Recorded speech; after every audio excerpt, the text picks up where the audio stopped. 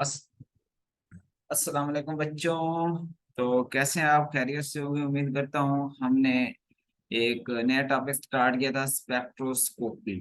तो last lecture के अंदर हमने देखा था कि स्पेक्ट्रोस्कोपी है क्या, और स्पेक्ट्रोस्कोपी के अंदर जो इंटरेक्शंस होती हैं वो किस टाइप की हैं, कौन कौन से इंटरेक्शंस हैं।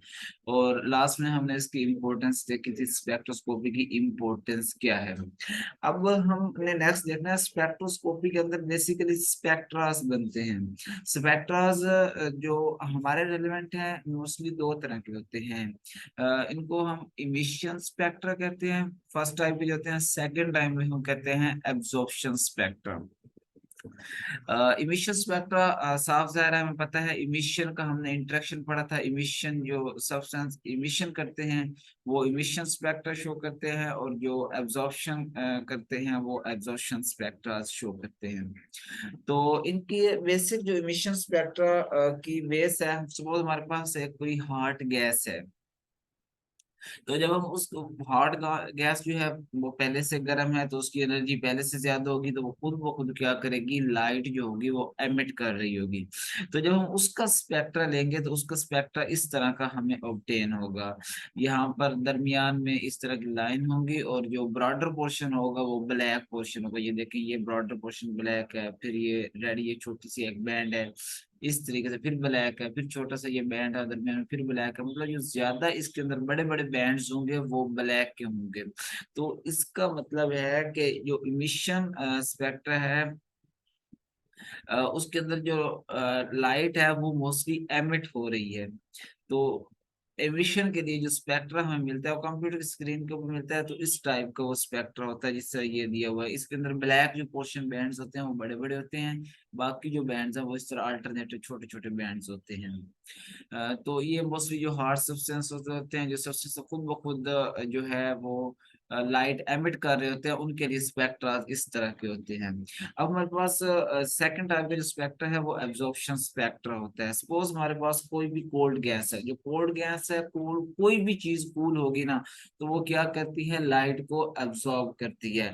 आप सपोज बर्फ ले लें, बर्फ के ऊपर जो आप जितनी मर्जी हीट जो है उसके ऊपर आप एक छोटा सा घर ले लें या कोई भी ले लें, इस तरह की चीज जो बर्फ के ऊपर गर्म चीज रखें तो वो उसी वक्त ठंडी हो जाती है। तो वो जो बर्फ होती है वो लाइट को या हीट को वो उसको एब्जॉर्व कर रही होती है।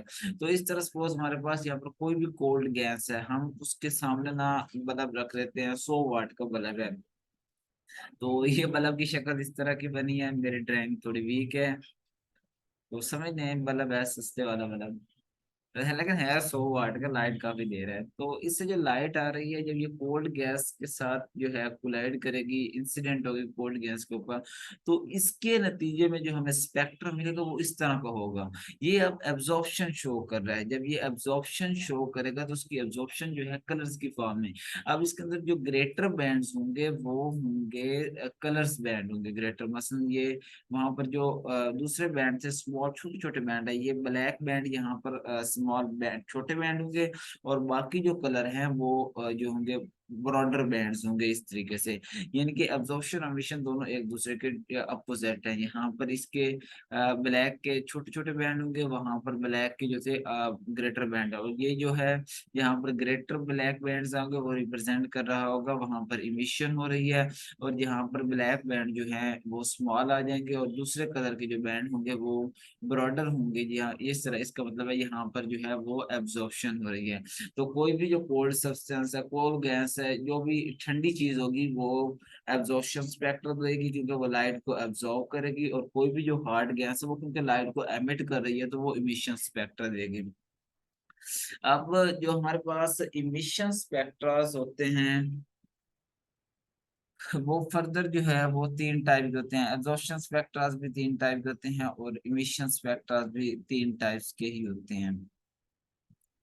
फर्स्ट टाइप जो है वो है लाइन स्पेक्ट्रा की। लाइन स्पेक्ट्रा कोई भी मोनो अटॉमिक गैस के मॉलिक्यूल्स है जिसके अंदर मतलब सिर्फ एक ही एटम है गैस का, मतलब एक एटम मौजूद है, एक एटम वाली गैसेस जो होती हैं। तो इनके अंदर क्या होता है कि एक छोटा सा इस तरीके का बैंड बनता है, बाहर से जो है वो डार्क बैंड जो होते हैं वो बड़े बड़े डार्क बैंड होते हैं। इस तरह का जो स्पेक्ट्रम होता है वो होता है लाइन स्पेक्ट्रम। सेकंड टाइप है बैंड स्पेक्ट्रा। बैंड स्पेक्ट्रा के अंदर चाहे हमारे पास ब्लैक है या चाहे कोई और कलर है, इसके अंदर हर एक का जो बैंड होता है तकरीबन ऑलमोस्ट जो है वो सेम साइज का होता है, और तकरीबन इस रेंज में इतने इतने साइज का बैंड जो होता है अल्टरनेटिव बैंड होता है। और मोस्टली जो पॉली एटॉमिक गैसेस होती हैं वो इस तरह के स्पेक्ट्रास देती है, बैंड स्पेक्ट्रास देती है। उसके बाद है कंटिन्यूअस स्पेक्ट्रा। कंटिन्यूअस स्पेक्ट्रा क्या होता है, बड़े बड़े बैंड होते हैं, मतलब काफी lengthy lengthy continuous spectra show करते हैं। यहाँ पर अगर देखें तो एक छोटा सा ये बैंड बन रहा है कलर का, अब इसके अंदर भी ये होता सेम बैंड स्पेक्ट्रा की तरह है, लेकिन उससे डबल या ट्रिपल साइज में, और वो काफी उससे लेंथी बड़ा होता है। इसे अगर देखें तो ये काफी ज्यादा बड़ा कलर है। इस तरह अगर ग्रीन कलर है तो वो काफी बड़ा है, ब्लैक कलर है तो वो भी काफी, तो ये होता है कंटिन्यूअस स्पेक्ट्रा। तो अगर हमारे पास कंटिन्यूअस हॉट सॉलिड्स हैं, सॉलिड्स हैं और हॉट है गर्म है, तो वो कंटिन्यूअस स्पेक्ट्रा देंगे। अगर हमारे पास कोई भी पॉली एटॉमिक गैसेस हैं जिनके अंदर एक से ज्यादा एटम्स हैं गैसेस के, तो वो बैंड स्पेक्ट्रा देंगे। और अगर सिर्फ मोनो एटॉमिक गैसेस हैं तो वो लाइन स्पेक्ट्रास देंगे।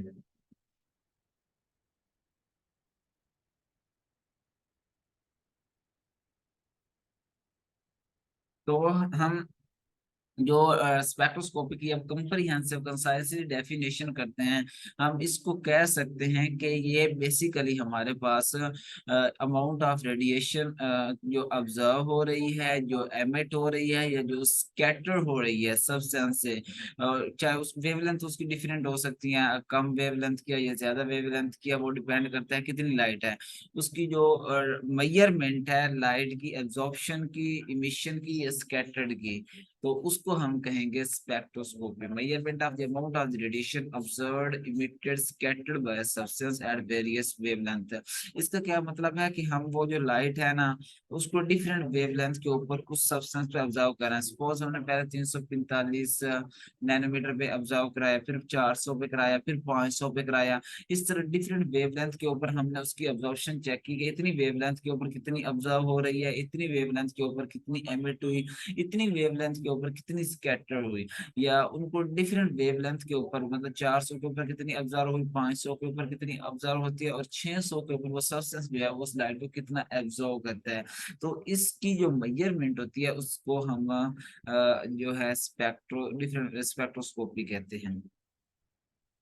अब जो हमारे पास स्पेक्ट्रोस्कोपी की टाइप है, ब्रीफली अब आगे इनको हमने ना बहुत ज्यादा डिटेल में हर एक को डिस्कस करना है। बेसिकली हमारे पास जो पांच फिनोमेना थे, उसके अंदर जो रिफ्लेक्टेड था, और आई थिंक जो सेकंड टाइप थी ट्रांसमीटर ट्रांसमिशन था, तो वो इतना ज्यादा खास यूज नहीं होते। हमारे पास बेसिकली तीन टाइप है जो इंटरेक्शन, अब्जॉर्प्शन, इमिशन और स्कैटरिंग जो है, ये तकरीबन होल स्पेक्ट्रोस्कोपी की बेसिस बनाते हैं। तो ये तीन फेनोमेनास बहुत ज्यादा यूज होते हैं। तो अगर हम अब्जॉर्प्शन की बेस के स्पेक्ट्रोस्कोपी को डिस्कस कर रहे हैं तो ये अब्जॉर्प्शन स्पेक्ट्रोस्कोपी होगी, अगर हम इमिशन की बेस पे कर रहे हैं तो ये इमिशन स्पेक्ट्रोस्कोपी होगी, और अगर हम स्कैटरिंग के फेनोमेना की बेस पे कर रहे हैं तो ये स्कैटरिंग स्पेक्ट्रोस्कोपी होगी। तो आगे इसकी टाइप्स एंड स्पेक्ट्रोस्कोपी की इन तीन फेनोमेना की बेसिस पे ऊपर जो एब्जॉर्प्शन स्पेक्ट्रोस्कोपी होती है, ये तीन टाइप की है। यूवी विजिबल, इसके अंदर जो हम वेवलेंथ है वो यूवी की रेंज में यूज कर रहे होते हैं। अगर हम जो वेवलेंथ की रेंज है आईआर की रेंज में यूज कर रहे हैं तो उसको आईआर कहेंगे। अगर एनएमआर की रेंज में, ये रीजन है बेसिकली लाइट के, जो यूवी का विजिबल का रीजन है ये थोड़ी जो है वो मतलब कम वेवलेंथ क्या है, उसके बाद आई आर है वो ज्यादा, इस तरह की वेवलेंथ का डिफरेंट है, ये वेवलेंथ को करेस्पॉन्ड करते हैं। तो अगर हम वेवलेंथ जो है वो यूवी की रेंज में यूज कर रहे हैं तो उसको हम यूवी विजिबल स्पेक्ट्रोस्कोपी कहेंगे। अगर आईआर के रीजन में हम एब्जॉर्प्शन करवा रहे हैं तो उसको आईआर कहेंगे। अगर एनएमआर में करवा रहे हैं तो उसको एनएमआर कहेंगे। सेकंड हमारे पास जो टाइप है वो इमिशन स्पेक्ट्रोस्कोपी है। इमिशन स्पेक्ट्रोस्कोपी फर्दर हमारे पास दो तरह की होती है, simple emission spectroscopy and fluorescent emission spectroscopy. Simple emission spectroscopy में ये होता है कि हम हमारा सब्सटेंस पड़ा है वो खुद ब खुद जो है वो लाइट एमिट कर रहा है और उसकी हम इमिशन से जो है वो उसकी जो है स्पेक्ट्रा ले लेते हैं। तो ये फर्दर दो तरह की होती है, फ्लेम फोटोमीटर और आईसीपी। उसके बाद फ्लोरेसेंट इमिशन स्पेक्ट्रोस्कोपी है, ये फर्दर दो तरह की है, फ्लोरेसेंस स्पेक्ट्रोस्कोपी और एक्सरे फ्लोरेसेंस स्पेक्ट्रोस्कोपी। और स्कैटरिंग स्पेक्ट्रोस्कोपी फर्दर दो तरह की है, रामान स्पेक्ट्रोस्कोपी और एक्सरे डिफ्रैक्शन, ये दो तरह की है। तो जस्ट ये अभी इनका जस्ट इंट्रोडक्शन था। मैं ये बताना चाहता था कि ये इनकी ये टाइप्स हैं। नेक्स्ट हम इनको एक एक को अलग-अलग करके डिटेल में डिस्कस करने जा रहे हैं, तो इसको अभी याद करने की जरूरत नहीं है, ना इसके लिए परेशान होने की जरूरत है, ये सब ये देखने के इनकी कैटेगराइजेशन जो है वो इस तरह की है। अब ये जो सारी स्पेक्ट्रोस्कोपी है, यहाँ पर हम एक चीज बोल रहे थे, इलेक्ट्रोमैग्नेटिक रेडिएशन। हम वो जो रेडिएशन जो इंसिडेंट करवा रहे थे सब्सटेंस के ऊपर, उनके बारे में तो हमने डिस्कस ही नहीं किया, वो क्या होती हैं। इलेक्ट्रोमैग्नेटिक रेडिएशन बेसिकली है क्या चीज। तो ये बेसिकली रेडिएंट एनर्जी की एक फॉर्म है, जिनकी एक मखसूस वेवलेंथ होती है और ऑलमोस्ट ये स्पीड ऑफ लाइट के साथ मूव कर रही होती है, 3 × 10⁸ के साथ। अब जो है इसकी एक जो सपोज डायग्राम है वो इस तरह से बनाई जाती है, इसको वेव की फॉर्म में शो किया जाता है। कहते हैं कि इनकी ना एक दो जो होते हैं वेव्स होती हैं, अपोजिट मूव कर रही होती हैं। एक जो वेव है सपोज हम इसको हम कहते हैं ये मैग्नेटिक फील्ड को रिप्रेजेंट कर रही होती है, और ये दूसरी जो है वो इलेक्ट्रिक फील्ड के कंपोनेंट को रिप्रेजेंट करती है। और ये मैग्नेटिक फील्ड का जो कंपोनेंट है वो इलेक्ट्रिक फील्ड के बिल्कुल परपेंडिकुलर मूव कर रहा होता है। तो जो मैग्नेटिक कंपोनेंट होता है इससे मैग्नेटिक फील्ड प्रोड्यूस होती है, जो इलेक्ट्रिक कंपोनेंट होता है उससे इलेक्ट्रिक फील्ड प्रोड्यूस होती है। तो ये दोनों जो फील्ड होती हैं एक दूसरे के परपेंडिकुलर मूव कर रही होती है, इस तरह ये वेव टाइप जो है रेडिएशन एनर्जी जो है रेडिएंट एनर्जी इलेक्ट्रोमैग्नेटिक वेव है वो मूव कर रही होती हैं। और मैं यहाँ पर आपको बताता चलूँ कि यहाँ पर ये यहाँ पर आकर ये इधर मिल रहे होते हैं एक सीधी लाइन के अंदर। तो इस पॉइंट को ये वाला पॉइंट ये वाला पॉइंट यहाँ पर इनकी एनर्जी जो होती है वो जीरो हो जाती है, एकदम से आकर यहाँ पर ये रिलैक्स होती हैं, ओरिजिनल पोजीशन की तरफ आती हैं। तो जहाँ पर इनकी एनर्जी जीरो होती है ये अपने ओरिजिन से आकर मिल रही होती है, इस पॉइंट को हम कहते हैं नोड। और ये जहाँ पर मैक्सिमम हाइट पे चली जाते हैं जहाँ इनका एम्पलीट्यूड हाईएस्ट होता है, इस जहाँ पर एनर्जी इनकी हाईएस्ट होती है इसको हम एंटी नोड कहते हैं। तो नोड जो होता है वो जीरो एनर्जी रीजन होता है और जो एंटी नोड होता है वो हाईएस्ट एनर्जी रीजन होता है। अब सेकंड जो है क्रस्ट और ट्रफ की टर्म्स के लिए यूज होती है। तो जो वेव का ऊपर वाला पोर्शन होगा चाहे वो इलेक्ट्रिक कंपोनेंट की वेव है या चाहे मैग्नेटिक कंपोनेंट की वेव है, तो ये जो ऊपर वाला कंपोनेंट है इसको क्रस्ट कहेंगे, ये जो नीचे वाला कंपोनेंट है इसको जो है वो हम ट्रफ कहेंगे। अब इनकी डोल नेचर होती है। कुछ कहते हैं पहले कहा जाता था इसकी, कोई कहता था वेव नेचर है, कोई कहता था पार्टिकल नेचर है। पार्टिकल नेचर का मतलब है ये कहते थे ये सीधी जो है वो लाइन में मूव करती है। वेव नेचर का मतलब ये है कि ये इस तरह वेव की फॉर्म में मूव करती है, ये जिस तरह ये दिखाई गई है। तो बाद में ये प्रूव कर दिया गया कि इसकी दोनों तरह की नेचर होती है, डुअल नेचर होती है, इस तरह वेव नेचर भी होती है पार्टिकल नेचर भी होती है। तो एट अ टाइम ये दोनों नेचर शो कर रही है, इसको डी ब्रोगली ने जो है वो प्रूव किया था lambda equal to h by p. तो यहाँ पर जो हमारे पास मोमेंटम होता है ये प्योर पार्टिकल की नेचर को एक्सप्लेन करता है, और जो यहाँ पर लैम्डा है ये वेव लेंथ है तो ये वेव नेचर को एक्सप्लेन करता है। तो इसके बाद जब ये वाली इक्वेशन डी ब्रोगली ने दी तो यहाँ से प्रूव हो गया कि हर पार्टिकल जिसकी वेवलेंथ होगी या जिसकी वेव नेचर होगी उसके साथ पार्टिकल नेचर एसोसिएटेड होगी, जिसकी पार्टिकल नेचर होगी उसके साथ वेव नेचर एसोसिएटेड होगी। सपोज यहाँ पर जो है उसकी पार्टिकल नेचर अगर किसी सब्सटेंस की जो है वो डोमिनेट कर रही है तो इसका मतलब है उसकी वेवलेंथ बहुत ज्यादा कम है। और किसकी जो वेवलेंथ है अगर वो डोमिनेट कर रही है तो उसकी पार्टिकल नेचर यानी कि मोमेंटम बहुत ज्यादा कम है। तो उसका ये नहीं है कि नहीं होगा, हर एक के साथ, हम जो इंसान है हमारे बारे में ये कहा जाता है कि हमारी पार्टिकल नेचर है, हम सीधा मूव करते हैं, लेकिन हमारी वेव नेचर भी होती है। हमारी पार्टिकल नेचर क्योंकि प्रोमिनेंट है, दिखाई जाती है, हमारी वेव नेचर इतनी ज्यादा थोड़ी है कि उसको हम जो है वो इग्नोर कर देते हैं, एक्सप्लेन नहीं करते। तो हर जो ऑब्जेक्ट होता है उसकी अगर पार्टिकल नेचर है तो उसके साथ वेव नेचर भी एसोसिएटेड होगी, अगर उसकी वेव नेचर है तो उसके साथ पार्टिकल नेचर भी एसोसिएट होगी। तो ये दो तरह की थ्योरीज डिफरेंट टाइम में प्रपोज की थी। एक जो थी वेव थ्योरी थी एमआर की, इन्होंने कहा था कि जो हमारे पास इलेक्ट्रोमैग्नेटिक वेव्स होते हैं उनकी जो है वो वेव नेचर होती है इस तरह की। और दूसरी जो थ्योरी थी वो क्वांटम थ्योरी थी ईएमआर की। इन्होंने कहा कि जो एनर्जी होती है ये रेडिएंट एनर्जी इलेक्ट्रोमैग्नेटिक वेव्स होती हैं, इनके पास एनर्जी पैकेट्स होते हैं, फोटॉन्स, ये इस तरह के, ये डॉट डॉट इस तरह के ये पैकेट्स होते हैं, और ये सिर्फ स्ट्रेट लाइन में ना एक तरतीब के साथ मूव कर रहे होते हैं। तो बाद में ये डुअल नेचर प्रपोज की गई, इनके पास ये भी नेचर होती है, वो वाली दोनों नेचर होती हैं, तो इस तरह इसको अब रिप्रेजेंट किया जाता है।